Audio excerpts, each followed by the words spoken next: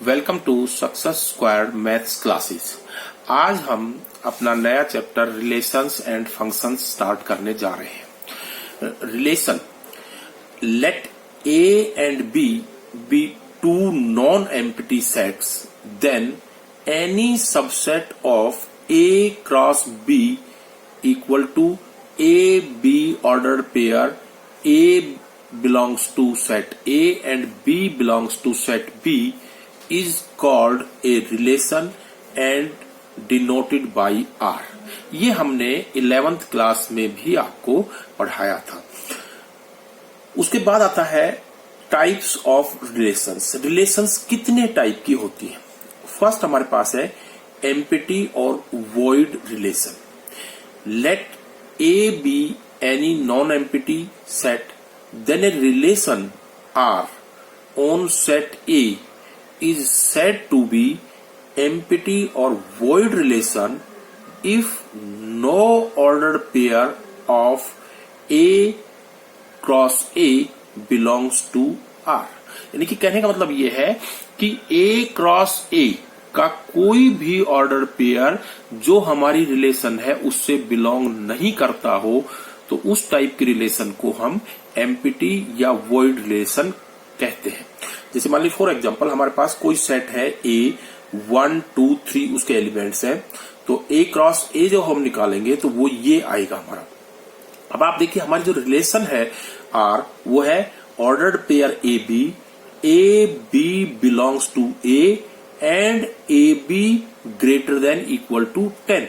वो उसका कहने का मतलब यह है कि जो ऑर्डर्ड पेयर के एलिमेंट्स हैं उन ऑर्डर्ड पेयर के एलिमेंट्स का जो प्रोडक्ट है वो 10 के बराबर या 10 से ज्यादा होना चाहिए। अब आप देखेंगे कि ए क्रॉस ए के अंदर जितने भी ऑर्डर्ड पेयर हैं उनमें से किसी भी ऑर्डर्ड पेयर का प्रोडक्ट 10 या 10 से ग्रेटर नहीं है।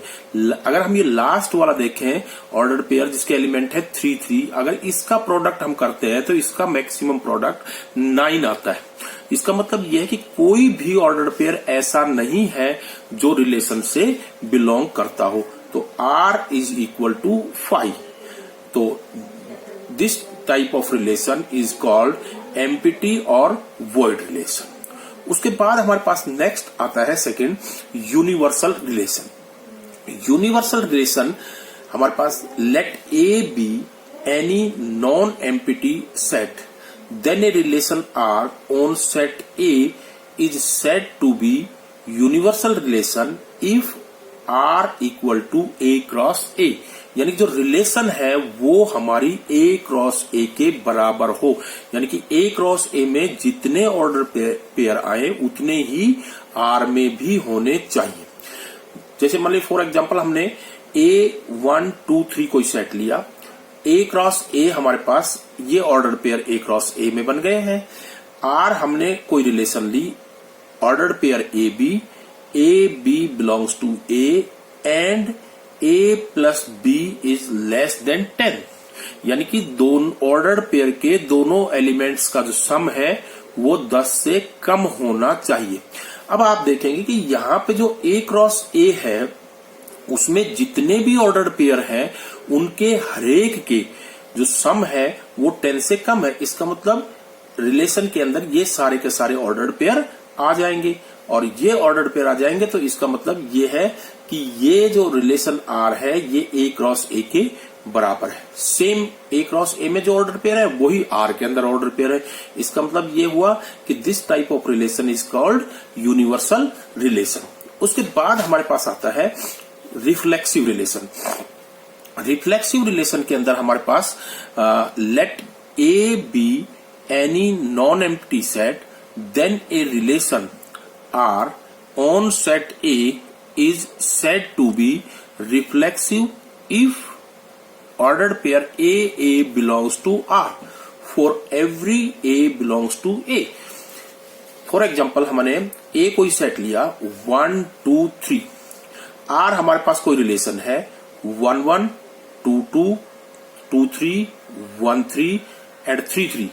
This is reflexive. क्यों है रिफ्लेक्सिव? इसका मतलब देखिए, इसके अंदर जो एलिमेंट्स है उसी एलिमेंट का ऑर्डर्ड पेयर होना, यानी कि 1 है तो 1 1 का होना चाहिए, 2 2 का होना चाहिए और 3 3 का होना चाहिए। ये ऑर्डर पेयर जरूर होने चाहिए, तब उसको हम रिफ्लेक्सिव कहेंगे। तो देखिए 1 1 भी है, 2 2 भी है और 3 3 भी है।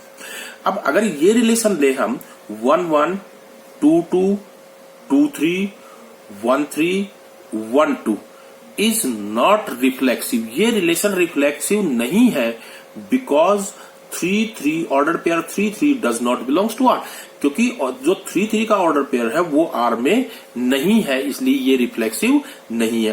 तो इसका मतलब ये जो हमारी फर्स्ट वाली है ये हमारी रिफ्लेक्सिव है, और जो ये सेकंड वाली है ये हमारी रिफ्लेक्सिव नहीं है।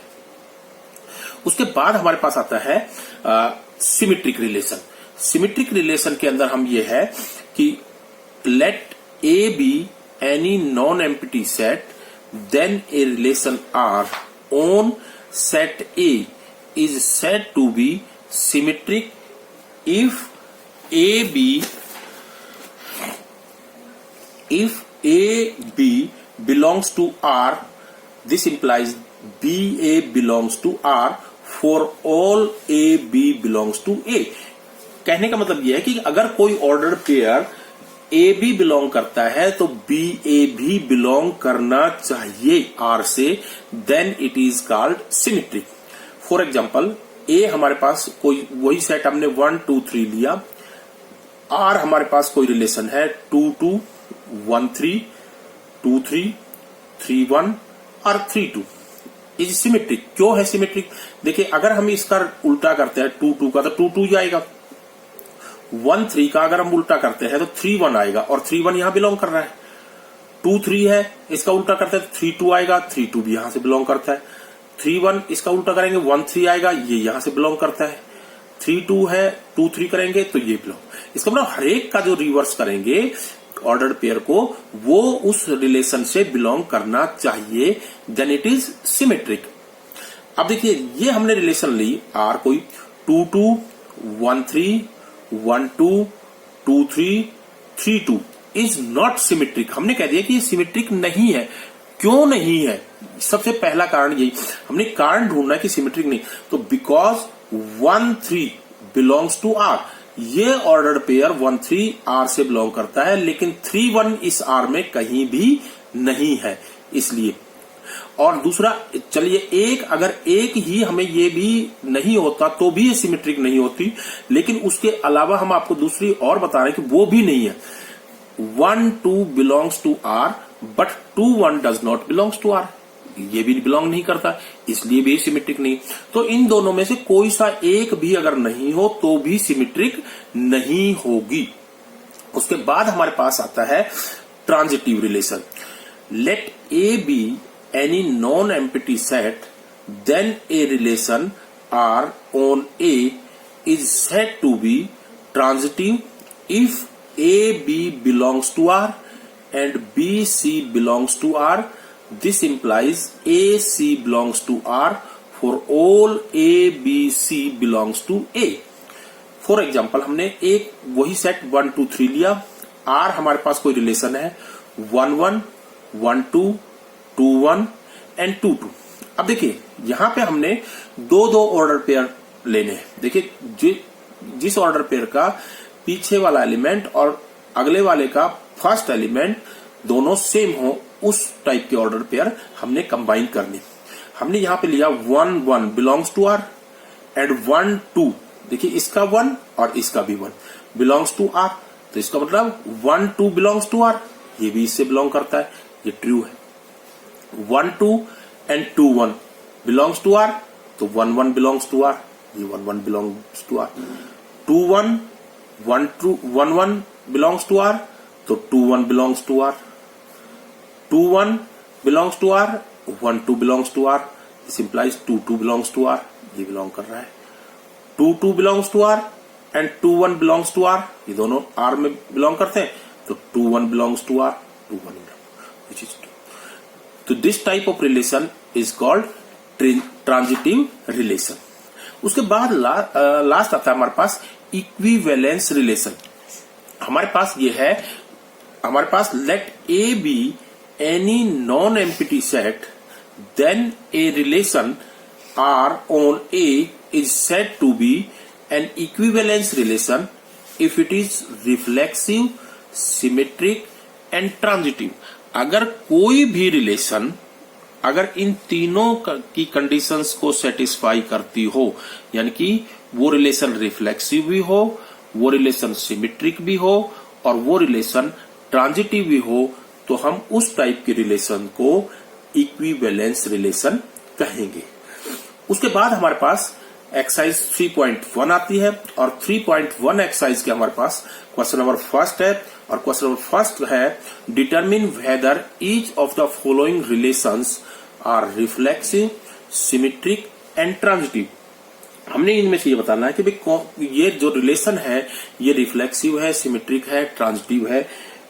तो पहला हमारे पास है relation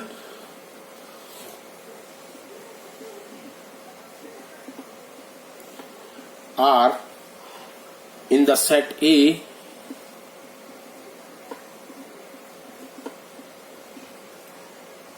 equal to 1, 2, 3, 13, 14 defined as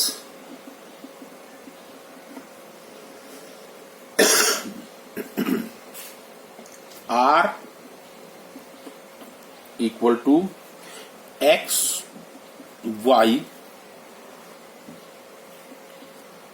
3x minus में y इक्वल टू 0। देखिए ये हमारे पास ए सेट दिया हुआ है 1 to 14 तक और ये हमारे पास रिलेशन दी हुई। अब हमने ये बताना कि ये रिलेशन रिफ्लेक्सिव, सिमेट्रिक और ट्रांजिटिव में कौन कौन सी की कंडीशन सेटिस्फाई करती है। हमने सबसे पहले रिलेशन बनाई आर जो रिलेशन बनाएंगे तो वो हमारे पास ऑर्डर्ड पेयर बने 1, 3। आप इसमें पुट करेंगे x की वैल्यू 1 पुट करेंगे तो y की 3 आ जाएगी। हमारे पास दूसरा जो है ना, अगर x की वैल्यू 2 पुट करेंगे तो y की 6 आ जाएगी। अगर x की वैल्यू 3 पुट करेंगे तो y की 9 आ जाएगी। x की वैल्यू 4 पुट करेंगे तो y की 12 आ जाएगी। लेकिन जब आप x की वैल्यू 5 पुट करेंगे तो y की वैल्यू 15 आएगी, लेकिन 15 इस सेट में नहीं है, इसलिए उस ऑर्डर्ड पेयर को हम नहीं लेंगे। तो ये हमारे पास रिलेशन बन गई। अब हमारे देखो फर्स्ट हमारे पास है तो हमारे पास 1 belongs to A but 1 does not belong to R. This implies R is not reflexive. देखिए 1 हमारे पास इस सेट ए से बिलोंग करता है, लेकिन 1 जो है ऑर्डर्ड पेयर वो इस रिलेशन में नहीं है। 1 भी होना चाहिए, 2 भी होना चाहिए, 3 भी होना चाहिए। बाकी हम देखेंगे एक का ही हमने देख लिया तो वो ही नहीं है तो रिफ्लेक्सिव नहीं है। दूसरा हमारे पास आता है सेकेंड 1, 3 बिलोंग्स टू आर। ये ऑर्डर पेयर 1, 3 आर से बिलोंग करता है, but 3, 1 does not belongs to R. This implies R is not symmetric. R symmetric नहीं है। तीसरा हमारे पास थर्ड आता है 1, 3 belongs to R and 3, 9 belongs to R, but 1, 9 does not belongs to R. This implies R is not transitive. R transitive नहीं। उसके बाद हमारे पास सेकंड आता है क्वेश्चन। इसका फर्स्ट क्वेश्चन का सेकंड पार्ट हमारे पास है और सेकंड पार्ट में हम जो है ना ये लेंगे relation are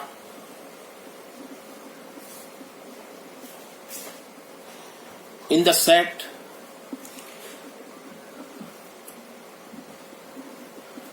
N of natural numbers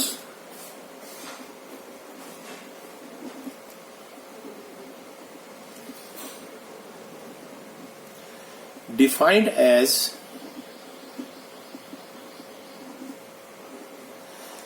R equal to xy, y is equal to x plus 5 and x less than 4। देखिए हमने यहां पे रिलेशन R बनाई। R जो रिलेशन है वो हमारे पास बनेगी 1 6। हमने नेचुरल नंबर 1 लिया तो हमारे पास इसमें पुट करने से x की वैल्यू 1 पुट करेंगे तो y की 6 आ जाएगी।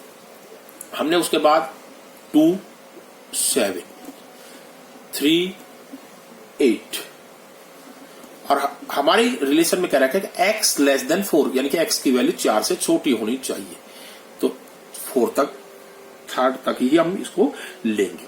अब उसके बाद हमारे पास फर्स्ट आता है 1 belongs to natural number but 1 does not belongs to R. This implies R is not reflexive. R reflexive नहीं है। उसके बाद हमारे पास आता है सेकेंड पार्ट। सेकेंड पार्ट में हमारे पास 1 6 belongs to R but 6 1 does not belongs to R. This implies R is not symmetric. उसके बाद हमारे पास थर्ड पार्ट है। अगर हम यहां देखें 1 6 तो कोई भी ऐसा ऑर्डर पेयर नहीं है जो 6 से स्टार्ट हो। 2 7 तो कोई भी ऑर्डर पेयर 7 से स्टार्ट नहीं हो रहा। 3 8 तो कोई भी ऑर्डर पेयर 8 से स्टार्ट नहीं हो रहा। तो इसका मतलब क्या है? R is not transitive. R is not transitive. उसके बाद हमारे पास थर्ड पार्ट आता है relation R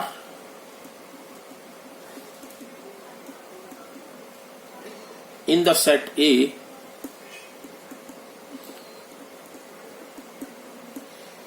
equal to 1 2 3 4 5 6 as R equal to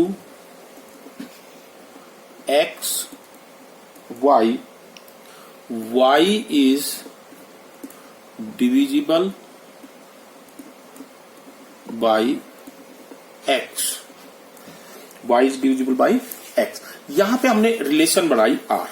देखिए R अगर हम रिलेशन बनाएंगे तो जो रिलेशन है वो हमारी बनेगी क्या? 1 1 1 2 1 3 1 4 1 5 1 6 2 2 2 4 2 3 हम नहीं लेंगे क्योंकि 3 को 2 डिवाइड नहीं करता। 2 6 3 3 3 6 4 4 5 5 6 6। ये हमारे पास रिलेशन बन गई। देखिए इस रिलेशन में जो हमें दिया हुआ है कि सेकंड एलिमेंट को फर्स्ट एलिमेंट डिवाइड करना चाहिए, वही एलिमेंट हमने इसमें लेने हैं। अब आप इस देखिए, इसमें इसका फर्स्ट हम देखते हैं 1 1 2 2 3 3 4 4 5 5 6 6 belongs to R. This implies R is reflexive. Second हमारे पास है 1 2 belongs to R, but 2 1 does not belongs to R. This implies R is not symmetric. Third हमारे पास है 1 1 belongs to R and 1 2 belongs to R. This implies 1 2 belongs to R. 1 3 belongs to R and 3 6 belongs to R. This implies 1 6 belongs to R. 2 2 belongs to R and 2 4 belongs to R. This implies 2 4 belongs to R. And so on. और भी अगर हम देखेंगे तो वो भी हमारे पास होगी. This implies R is transitive. इसका मतलब ये हुआ कि जो ये रिलेशन है ये रिफ्लेक्सिव एंड ट्रांजिटिव है बट नॉट सिमेट्रिक. उसके बाद हमारे पास इसका फोर्थ पार्ट आता है relation R in the set Z of all integers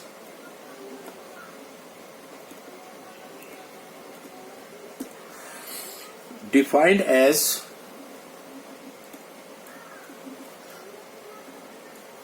R equal to ordered pair xy, x minus में y is an integer. पहला देखिए फर्स्ट हमारे पास है इसमें x माइनस में x equal to 0, which is an integer. This implies ordered pair x belongs to R. This implies R is reflexive.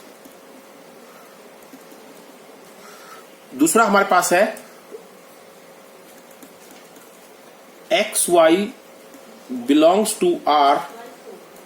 This implies x minus में y is an integer.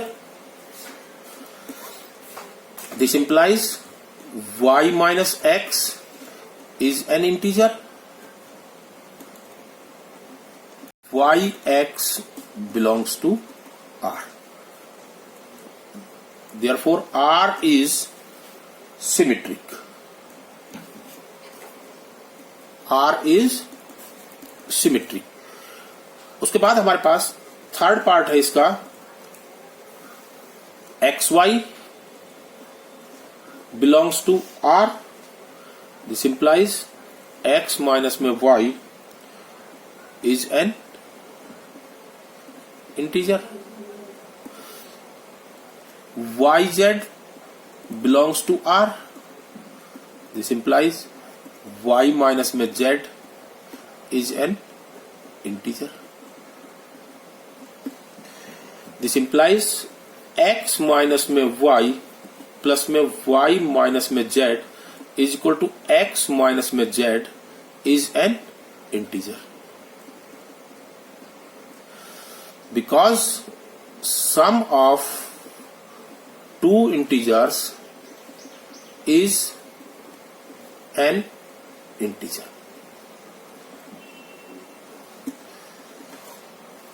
This implies xz belongs to R.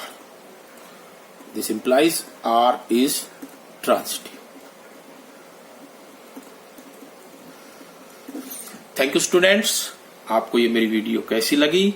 अगर मेरी video पसंद आई तो मेरे channel को subscribe कीजिए और मेरी वीडियो को लाइक कीजिए.